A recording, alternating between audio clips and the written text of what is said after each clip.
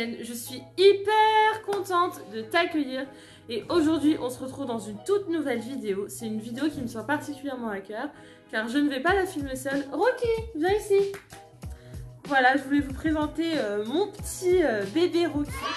Fais un bisou à la caméra là. Et c'est une vidéo qui me tient particulièrement à cœur parce que c'est 10 conseils avant d'adopter un chien. Et oui, ça fait maintenant 6 mois qu'on a adopté Rocky. On l'a adopté quand il avait 2 mois. Il était tout juste sevré. C'était même 1 mois et... Oh! Rocky, je fais comment pour parler à la caméra si tu te mets devant là? C'est pas toi la star, hein? Ah, un petit peu. Je pense que cette vidéo va pouvoir t'aider si jamais tu souhaites adopter un chien. Je pense qu'il y a des choses qui peuvent aussi s'adapter à d'autres animaux, tu vois, comme les chats, etc. Mais du coup, on va dire maintenant, j'ai une sorte de petite expertise, tu vois, sur les chiens. Donc cette vidéo, elle est là pour t'aider, elle est là pour donner des petits conseils. Je ne suis absolument pas éducatrice canine. Je suis pas experte en soi, je suis juste une propriétaire de chien. J'aime mon chien et je pense que ces choses peuvent t'aider si jamais tu n'as jamais eu d'animaux et que tu comptes adopter un chien. Ça peut être très utile pour toi. C'est parti! Tout d'abord, premier conseil, bien se renseigner. En effet, même si tu as déjà eu des chiens par tes parents ou dans la famille, etc., avoir ton propre animal, ce n'est pas pareil. Je pense que tu te doutes, voilà, de l'investissement que ça peut représenter, de l'engagement. Prendre un animal chez soi et l'adopter, c'est pas juste avoir une peluche ou un nouveau sac à main à la mode, pas du tout. Avoir un animal, c'est vraiment de l'engagement. Il faut du temps. Ça, c'est déjà la base. Il faut du temps. Et il faut aussi bien du temps une fois qu'il est chez toi, mais surtout un peu de temps avant. Je pense que c'est hyper important de se renseigner parce que c'est pas rien d'adopter un chien. Surtout si tu le prends plutôt petit, chiot ou même s'il est adulte, il faut tout lui apprendre. Il ne te connaît pas, tu es un inconnu pour lui, c'est un animal. Parce que oui, un chien est un animal, d'accord? Même si je dis que c'est mon bébé, mon fils, ce que tu veux, ça reste un animal. Et donc c'est normal, en fait, c'est pas naturel pour lui de faire certaines choses, c'est pas naturel pour lui de pas avoir le droit de faire certaines choses. Et ça, il faut lui apprendre. Mais pour ça, il faut essayer de le comprendre. Rocky, je peux pas filmer. Oh, je te ferai un câlin après, promis. Et c'est normal en fait, quand tu vas récupérer ton chien, il va être perdu, il va même peut-être avoir peur de toi. Ta maison, pour lui, c'est pas sa maison, c'est un lieu qui est inconnu. Imagine, c'est quand même impressionnant. On le retire soit de sa mère, soit de d'autres voilà, chiens avec qui s'amuser, etc. Il est perdu. Et toi, si tu n'as aucune notion, si tu ne sais pas comment un chien réfléchit et voit les choses, vous pourrez jamais vous comprendre. Et malheureusement, je trouve qu'il y a trop de personnes, peut-être moins maintenant, mais qui sont des fois violents avec leurs chiens, etc. parce qu'ils ne comprennent pas, parce qu'ils sont bêtes. Pas du tout. C'est juste que pour moi, je pense que si un chien ne t'obéit pas, ou si un chien fait beaucoup de bêtises, c'est juste parce que tu n'as pas cherché à le comprendre. Et ça, depuis le début, pour moi, c'était indispensable. Je savais que si je prenais un chien, il fallait que je cherche à comprendre comment fonctionne le cerveau d'un chien.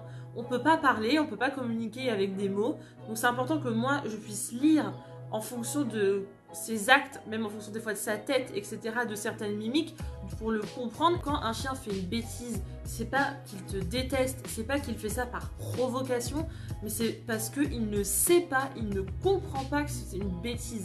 Et ça, il n'y a que toi qui peux lui apprendre, il n'y a que toi qui peux lui donner l'éducation en fait. C'est comme un bébé qui vient naître, il ne connaît rien, c'est à toi de tout lui apprendre. Et bien ça s'apprend. Je suis désolée, ça s'apprend. C'est pas naturel et il ne faut surtout pas penser que les chiens pensent comme nous.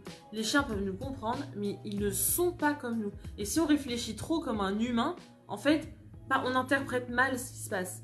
Et c'est là qu'après ton chien peut devenir agressif, c'est là qu'il peut faire plein de bêtises et après, bah, t'en fais quoi? Tu t'en débarrasses.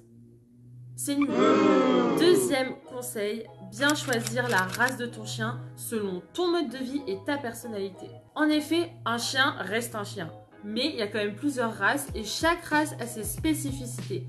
Et je sais que par exemple, moi et nos fiancés, on avait passé beaucoup de temps sur les sites en fait pour regarder déjà esthétiquement quel type de chien nous plaît. C'est important. Ça va t'engager pour 10, 15 ans, c'est énorme. Donc tu peux pas choisir un chien comme ça. Tu dois décider si tu veux adopter un chien dans un refuge SPA, ou si tu veux adopter un chiot qui vient de naître, ce n'est pas la même chose. Je vais te donner mon avis personnel, d'accord? C'est pas forcément un avis objectif, c'est pas un avis qui définit ce que tu dois penser. Je vais te donner mon raisonnement. Personnellement, je n'ai jamais eu d'animaux de compagnie. Ni de chat, ni de chien. J'ai jamais eu d'animaux de compagnie. Enfin, un poisson rouge, mais bon, t'as compris. Je n'avais aucune expérience. Donc, je me suis dit, c'est plus simple pour moi, pour rendre un chien heureux, si je prends déjà un chien qui est adulte et qui a déjà toutes les bases de l'éducation, qui sait comment se comporter, qui sait ce qu'il faut et ce qu'il ne faut pas faire, qui sait marcher en laisse, etc. Et donc, avec mon chéri, nous sommes allés en SPA, même dans plusieurs SPA, et on allait voir les chiens.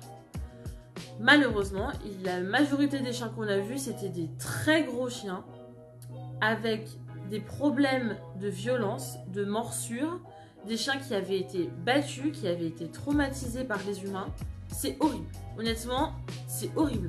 Mais du coup, ce ne sont que des chiens qui aboyaient très fort, qui avaient l'air, entre guillemets, méchants. Mais moi, qui n'ai jamais eu de chien, je ne me voyais pas, en fait, les épaules d'assumer un chien difficile, en fait. Et c'est là que j'ai compris qu'un chien adulte qui a été abandonné, eh ben, il a des séquelles, il peut avoir des traumatismes. Et je sais que le fait que j'ai pas du tout d'expérience, en fait, j'avais peur de prendre un chien. J'avais peur de prendre un chien comme ça, tout simplement parce que j'avais peur de pas pouvoir lui apporter tout ce dont il a besoin, en fait. C'est même pas pour moi, c'est surtout pour lui. Je sais que j'aurais peut-être eu encore plus de mal à le comprendre. Et c'est vraiment pas ce que je voulais. Moi, je veux vraiment essayer de rendre mon chien le plus heureux possible. Et je sais que s'il a eu des traumatismes, ça peut être d'autant plus difficile. C'est ça que j'ai compris. Nous avons décidé ensemble d'adopter un chiot qui venait de naître. Et là, du coup, on a eu la grosse question, quelle race choisir? Vraiment, mon chien de cœur, je rêvais depuis toute petite, c'était un dalmatien. Et donc, j'ai regardé la race du dalmatien. Le souci, c'est que apparemment, ils ont quand même beaucoup de soucis de santé. Ils peuvent tomber souvent malades. Et je sais que financièrement, j'aurais pas forcément pu assumer des frais vétérinaires réguliers. Donc malheureusement, je n'ai pas choisi le dalmatien. Il faut faire de façon aussi raisonnée. Mais par contre, j'aimais beaucoup un peu la forme du dalmatien, avec les oreilles tombantes, avec quand même un physique assez athlétique, plutôt fin, à poil très court. Et en fait, quand je suis tombée sur le braque hongrois, j'ai vu cette photo, j'ai flashé. Mais vraiment, j'ai flashé. Et même mon chéri a flashé dessus. Il faut savoir qu'on n'arrivait pas du tout à se mettre d'accord. Il adore les très grands chiens. Et moi, c'est vrai que je voulais pas non plus un énorme chien parce qu'on n'a pas beaucoup de place. Et même notre jardin est assez petit. Et j'avais peur qu'il soit malheureux en fait. Donc du coup, on est tombé d'accord sur la race du braque hongrois. Et là, on a regardé un peu les spécificités. Et ils disent que c'est un chien qui a besoin de beaucoup se dépenser, de beaucoup courir, etc. Donc ça, c'est quelque chose qui m'embêtait pas du tout parce que je m'étais prévu de promener le chien très régulièrement, de le faire courir. En plus, on a beaucoup d'espace vert, on habite un peu à la campagne, donc c'est vrai que ça marche ensemble en soi. Et après, j'ai vu aussi que c'était un chien du coup qui avait ses phases justement très sportives où il fallait vraiment le faire courir, etc. Mais que c'était aussi un chien qui était très affectueux, très gentil, facile à éduquer, qui aboie pas beaucoup. Et je dois dire que ça correspond un peu aux critères que je cherchais par le fait notamment que je n'ai jamais eu de chien. Et voilà, je voulais pas un chien qui ait une trop grosse personnalité parce que ça existe, il y a des chiens plus ou moins faciles à éduquer, même si je pense qu'après ça reste des généralités et que chaque chien est unique évidemment. 3. Acheter les essentiels. Alors, je pourrais vraiment vous raconter comment on a eu Rocky, j'avoue que ça a été assez galère. Ça faisait plus d'un mois qu'on l'attendait et en fait on a su le jour J, on avait récupéré que finalement ça allait être ce jour-là, ça a été plus tôt que prévu avec le confinement, etc. Bref, les essentiels vraiment indispensables que tu dois avoir quand tu as ton chiot, c'est un panier dans lequel il peut dormir assez confortable avec un coussin, etc. Nous on a trouvé un coussin, c'était sur Amazon il me semble, et c'est un coussin en fait qui est anti-morsure. Et effectivement, il l'a toujours aujourd'hui. Alors, il a un peu abîmé, un peu bouloché, mais franchement, il a bien mordu dedans et il l'a jamais déchiqueté. Ensuite, évidemment, des gamelles. Il te faut une gamelle pour l'eau, une gamelle pour la nourriture. Ensuite, je te conseille, quand il est tout petit, de prendre un harnais. Mais c'est vrai que la première difficulté, quand tu n'as pas encore le chiot, tu peux pas connaître sa taille en fait. Enfin, tu peux le deviner, mais c'est un peu approximatif. Le plus simple, ça reste quand même un collier. Et après, tu peux aller avec lui en magasin pour acheter un harnais. Et évidemment, une laisse, parce que ça reste la base. Ensuite, ce que je te conseille du coup, ce sont des croquettes. Alors, les croquettes au tout début, te prends pas la tête, prends les croquettes de l'éleveur ou du refuge. Dans un premier temps, tu lui donnes ça pendant quelques semaines et après tu pourras commencer à changer son alimentation progressivement. Mais au début, ne te prends pas la tête, comme ça, il risque pas non plus d'être malade, de vomir partout et crois-moi, tu me remercieras. Je te conseille également d'acheter quelques jouets, pas besoin d'acheter tout le rayon et d'en avoir 50. Mais même ça, je pense 5 jouets, je pense que c'est pas mal. Tu prends 5 jouets avec des textures différentes, éventuellement certains qui font un peu de bruit. Ça, il adore, ça le stimule un petit peu. Et comme ça, tout de suite, tu vas voir un peu vers quel type de jouet il va. Il y en a qui ne touchent pas du tout. Il y en a, il va rester toute la journée dessus parce que voilà, c'est la matière comme ça qu'il aime. Je me souviens qu'on avait également trouvé dans une animalerie un peu basique, hein, j'avais trouvé un nounours qui était pareil anti-morsure pour pas qu'il puisse le déchiqueter. Et malheureusement, il a rendu l'âme cette semaine, mais bon, ça fait 6 mois qu'il l'avait, donc vous voyez, pour un chiot qui fait quand même ses dents tout le temps, croyez-moi, il a bien arraché le nounours. Rien n'était parti, et là, il a juste arraché l'oreille. Donc, c'était quand même assez solide. J'espère que j'ai rien oublié. Tant pis. Quatrième, je sais que le plus grand stress, c'est la première nuit, les premiers jours. Ne t'inquiète pas. Ne t'inquiète pas. Il faut vraiment voir le chien comme un bébé en fait. Il ne sait rien, il ne te connaît pas, il a peur en fait de toi, il a peur de son environnement. Donc il faut être le plus rassurant possible. Peu importe comment tu comptes l'éduquer par la suite, il faut se dire que les 3 premiers jours, c'est un peu une exception. Il y a certes des choses qu'il faut cadrer tout de suite, mais en tout cas la première nuit, si par exemple, nous je sais que notre souhait c'était vraiment pas que le chien dorme dans notre chambre. Aujourd'hui, le chien, il dort dans le bureau. C'est une pièce qui est pas très loin, mais il dort dans sa pièce, dans une cage fermée. J'en parlerai plus tard. Mais en tout cas, voilà, il ne dort pas avec nous et c'est hors de question qu'il monte dans notre lit. C'était notre choix. Alors, la première nuit, ce qu'on a fait, c'est qu'on l'a mis juste à la sortie de notre chambre. Donc, quand tu ouvres notre chambre, il y a une sorte de petit palier. Et donc, on a mis son panier au milieu avec une petite gamelle d'eau. Et on a fermé toutes les portes autour, ce qui fait qu'il ne pouvait pas aller ailleurs en fait. C'était aussi pour sa sécurité parce qu'on a les escaliers accessibles et je voulais pas qu'il tombe ou qu'il se blesse. Comment vous dire qu'il a aboyé, genre à 4 h du matin, mais à tue-tête, il ne s'arrêtait plus. En vrai, il a aboyé et pleuré toutes les heures et demie, c'était horrible. On savait pas quoi faire en fait, je savais pas quoi faire pour le calmer. Donc on a essayé au tout début de le rassurer, d'être gentil avec lui, sauf que dès qu'on partait, il se mettait à couiner. On a essayé de ne pas le calculer, mais en fait, c'est pas possible. À un moment donné, il était 4 h du matin, il aboyait de toutes ses forces, ça reste un chien de chasse, donc il a un sacré coffre. Et on s'est dit, mais les voisins, ils vont péter un câble, enfin, ils vont frapper à la porte, ils vont nous kidnapper le chien, quoi. Et ensuite, on a essayé de lui crier dessus, entre guillemets, et ça marchait pas non plus. Donc, il a fini quand même petit à petit à se calmer, mais la première nuit a été assez horrible. Et donc là, j'ai vraiment densifié mes recherches sur Internet, et j'ai regardé et j'ai vu justement qu'ils conseillent pour là où les premières nuits, il faut le rassurer dans un premier temps. Il faut qu'il comprenne que maintenant, il peut compter sur toi, il peut compter sur vous. Vous êtes sa nouvelle famille et vous êtes là pour l'aimer, pour s'occuper de lui, pour le rassurer. Et ça, pour qu'il le comprenne, il faut faire ça petit à petit. Ça va pas se faire tout de suite. Et donc, la deuxième nuit, ce qu'on a fait, c'est qu'on a mis son panier au coin de notre lit, par terre, dans la chambre. Et là, il a dormi presque d'une traite, j'ai envie de dire. Et là, on s'est dit, ouais, c'est gagné. Donc, ce qu'on a fait ensuite, la troisième nuit, c'est qu'on l'a remis dans l'entrée et il a presque pas couiné. Je crois que c'est peut-être la 4e nuit, on l'a mis dans le bureau et là, on n'a plus jamais eu de problème. 5. La cage. Alors, la cage, je sais que ça fait beaucoup de débats. Mais j'avais envie de le faire. Je sais pas pourquoi, je sentais que ça pouvait être bon pour lui. Et effectivement, la cage, mais c'est miraculeux, mon Dieu. La cage, je pense que je suis pas la plus apte pour en parler. Je te conseille vraiment, je te la mettrai là, la vidéo de Peps Passion Chien. Je crois que c'est comme ça. C'est un éducateur canin qui est génial. Il a vraiment une chaîne YouTube qui est archi complète. Il traite de tous les sujets, tout ce que tu dois savoir pour ton chien, chaque petit problème, chaque bêtise qu'il peut faire. Il fait une vidéo qui parle de ça. Vraiment, je te conseille, c'est très bien expliqué, c'est clair. Il donne des solutions rapides, efficaces, instantanées même. Vraiment, je te conseille sa chaîne. La cage, c'est quoi? La cage, alors aujourd'hui, donc il a une caisse de transport assez grosse dans laquelle il peut se mettre debout, voire tourner. Il faut savoir que la cage, c'est hyper bénéfique pour le chiot, surtout au début où il est tout petit. Un chiot, c'est tout petit. Il a besoin de son petit cocon, il a besoin de sa petite niche dans laquelle il se sent en sécurité, dans laquelle il se sent bien. Et la cage permet en fait de le rassurer. Entre un panier ouvert ou une cage fermée, la cage fermée, c'est ça en fait, il va se sentir dans sa petite bulle, c'est son petit espace que à lui. Et c'est le seul espace dans lequel tu ne peux pas rentrer, dans lequel tu ne peux pas aller. D'ailleurs, si jamais le chien va dans sa cage, laisse-le tranquille. Ça veut dire qu'il veut être tranquille. Et vraiment, la cage, je vous assure, on a passé 1 heure à lui apprendre à être dans la cage. Et après, miraculeux. C'est un espace dans lequel il ne fera jamais ses besoins.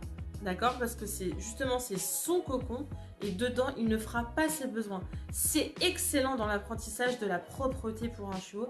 Sachant qu'un chiot, des fois, peut faire pipi toutes les heures, heure et demie, 2 heures. Donc, c'est hyper intéressant. À chaque fois qu'il s'endormait quelque part dans la maison, hop, je le mettais dans la cage et je la fermais pour qu'il s'habitue. Comme ça, quand il se réveille, hop, il couine un petit peu, je vais lui ouvrir. Et il n'y a pas de souci, comme ça, il comprend. Et même au tout début, pour lui apprendre la cage, ce que j'ai fait, c'est que je le mettais devant.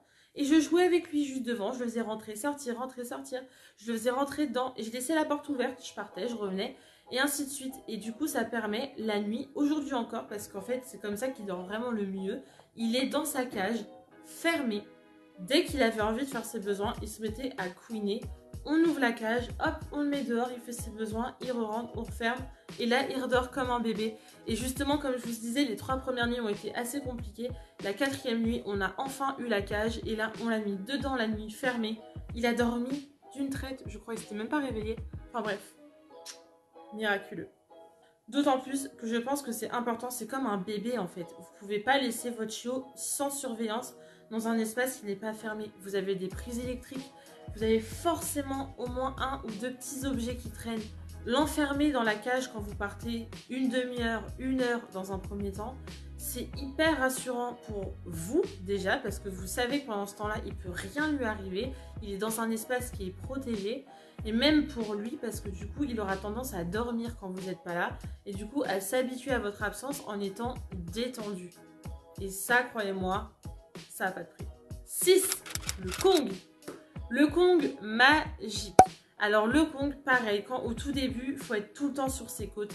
Je dois dire vraiment que adopter un chiot, c'est pendant les 2 premières semaines, c'est vraiment là que c'est plus compliqué parce que faut vraiment être sur son dos, mais c'est là que tout se joue. C'est là que vous lui appreniez dès qu'il touche quelque chose, dès qu'il mange quelque chose. Vous pouvez vraiment être sur son dos, même pour la propreté, on y reviendra par la suite. C'est hyper important pendant ces 15 premiers jours en fait d'être sur lui, de le garder sous les yeux pour ancrer. Et croyez-moi, si ces 15 premiers jours, vous ne lâchez rien, vous ne le laissez jamais sans surveillance et vraiment vous en occupez tout le temps. Après, vous avez la paix et vous avez un chien tout mignon. Le Kong, c'est un objet en fait en silicone dans une matière indestructible. Même si je crois qu'il y a des chiens assez violents qui le dégomment. En gros, à l'intérieur, tu peux mettre de la nourriture comme de la vache qui rit, comme du Philadelphia, des choses comme ça. Et ça, le chien, il adore, il adore. Et au tout début, le chiot, quand justement tu dois avoir la paix, ou vraiment tu peux pas le surveiller pendant quelques temps, tu lui donnes ça et ça l'occupe pendant une demi-heure, 1 heure. Et voilà, tu sais qu'il est dessus. Pendant ce temps-là, il va pas faire de bêtises, il risque pas de se blesser. C'est génial. Et aussi pour lui apprendre la solitude, c'est pas mal. 7. Ranger les jouets. Alors ça, c'est une astuce que j'ai vue il y a pas très longtemps. Je vais pas y arriver, hein. Bon, tant pis. J'ai regardé un reportage il y a pas très longtemps, en fait, parce que j'ai eu un petit souci avec Rocky. C'est que jusqu'à présent, il était très sage quand on n'était pas là. Et là, plusieurs jours de suite, à chaque fois que je le laissais, je remarquais en fait qu'il commençait à faire un trou dans un mur et à manger la peinture quoi. Donc bon déjà c'est saoulant pour la peinture, surtout qu'en plus on est locataire donc merci reboucher les trous quoi. Et puis même pour lui je me dis manger de la peinture c'est pas terrible. Et en fait tout simplement j'ai vu cette astuce qui est bête hein, mais hyper utile surtout si on n'y pense pas, c'est de ranger ses jouets. Sauf quand tu n'es pas là. Ce que tu fais, c'est que tu ne laisses jamais de jouets à disposition. Tu les mets tous dans un petit panier et tu ne les sors que quand tu n'es pas là, que quand il est sans surveillance. Dès que tu rentres, dès que tu reviens, hop, tu prends tous les jouets et tu les remets dans le panier. Ça veut dire qu'il a le droit à ses jouets que quand t'es pas là. Donc lui, ça va augmenter un peu son taux d'excitation sur les jouets. Parce que waouh, ça fait longtemps que je les ai pas vus, tu vois, ça fait plusieurs heures, plusieurs jours, hop, je les ai pas vus. Donc là, quand il voit les jouets, waouh, tu vois. Alors que si tu les laisses tout le temps à disposition, il vient blaser tout simplement. Et quand t'es pas là, il va pas jouer sur ses jouets. Il va détruire. Pour éviter qu'il détruise, il faut qu'il ait des choses qui le stimulent, qui l'excitent, entre guillemets. Et ça, tu vas l'avoir si les jouets, tu ne les mets à disposition que quand tu n'es pas là, tout simplement. Et je vous assure, c'est révolutionnaire. 8. La propreté. La propreté, c'était vraiment un sujet qui me stressait beaucoup. Sachant que j'ai jamais eu de chien. Donc pour moi, c'était vraiment l'inconnu complet. Et je savais pas, parce que j'ai regardé sur internet, et il disait qu'un chiot pouvait faire pipi 10-15 fois par jour. Mais je me disais, mais mon tapis, il va mourir. Et en fait, pas du tout. Alors j'avoue, j'habite en maison, et je t'avoue que si t'es en maison, c'est un énorme avantage, avec jardin évidemment. En appartement, je pense que c'est un peu plus compliqué, mais bon, ça se fait aussi. C'est que, pareil, comme je vous ai dit, les 15 premiers jours, vous êtes sur les côtes de votre chien, vous ne le lâchez pas. Et vraiment, dès qu'il se réveille, dès qu'il a fini de jouer, dès que vous venez de finir un câlin, en fait, dès qu'il change d'action, de ce qu'il est en train de faire, vous le mettez dehors. Et dès qu'il fait pipi, vous dites « Ouais !» Vous faites une méga fête, vous en faites des caisses. Même vous lui donnez une friandise. Enfin, vraiment, vous faites « Ouais, c'est trop bien !» T'as l'air bête, mais c'est pas grave. T'en rajoutes à mort. Et tu fais ça, tu fais ça, tu fais ça, tu fais ça. Tu ne le lâches pas. Et la nuit, pareil. Dès qu'il couine, hop, tu le mets dehors. Il fait ses besoins, tu le rentres. Faut pas se dire, tant pis, il attendra. Non. Parce que maintenant, je vous assure, dès qu'il a envie de faire pipi, hop, il se met à la fenêtre. Il se met à la porte du jardin. Il me regarde. Et voilà, je sais qu'il a envie de faire ses besoins. C'est sur commande. Et c'est vraiment arrivé vite. Et je pourrais presque vous dire le nombre d'accidents que j'ai eu qui sont du coup par ma faute parce que j'ai peut-être attendu 2 heures, 3 heures sans le sortir. Et là, évidemment, il va faire ses besoins. Quand il est petit, bien sûr. Là, aujourd'hui, c'est déjà arrivé voilà, qu'on le laisse toute la journée et il se retient et il n'y a aucun souci parce qu'il a compris que c'était dehors et que dehors. Et au final, si jamais pendant un mois, il fait plus du tout ses besoins dans la maison mais qu'un jour, il a un accident, ne t'inquiète pas, ça ne veut pas dire que tout est foutu parce que ça m'est arrivé. Ça veut pas dire qu'il a tout oublié, que ça y est, il croit qu'il peut faire pipi. Non, ça arrive, c'est un accident, c'est le principe de l'accident. Mais vraiment, là, il est complètement propre depuis... on se souvient même pas, quoi. Mais il a vraiment fait très très peu d'accidents. Surtout que j'ai calculé, hein. Les premiers jours, il faisait pipi 18 fois par jour. T'imagines, 18 fois par jour? C'est énorme. 9e point, apprendre à rester seul. Ça aussi, c'est quelque chose qui m'angoissait beaucoup. Comment tu fais pour laisser ton chien tout seul? Nous, on a acheté une petite caméra qui valait 30 €. Et ce qu'on a fait, c'est qu'au tout début, quand on le laissait tout seul, dans un tout premier temps, vu que je le laissais très très peu de temps, je le laissais dans la cage fermée. Et là, avec la caméra, j'entendais, il aboyait pas, il pleurait pas, il était bien, même il dormait. Parfait. Ce que j'ai fait par la suite, c'est que je l'ai laissé dans une seule pièce. Avec la cage, évidemment, mais ouverte. Donc là, il était dans sa pièce, donc dans le bureau, c'est là où il dort et c'est un peu sa chambre, entre guillemets. Et donc là, je l'ai laissé dans cette pièce, fermée. Et ça, je l'ai fait pendant 2-3 mois, je dirais, jusqu'à ce que qu'il grandisse et que je me rende compte qu'il avait quand même besoin d'un peu plus d'espace. Et là, pareil, il était sage et franchement, le fait de le faire progressivement, de lui laisser de l'espace progressivement et de faire, comme je vous ai dit, de lui donner les jouets que quand vous ne pouvez pas vous occuper de lui et seulement quand vous n'êtes pas là, et ça change tout. Aujourd'hui, il court avec ses jouets. On met plus la caméra maintenant. Mais vraiment, je vous conseille de mettre une caméra. C'est beaucoup plus rassurant.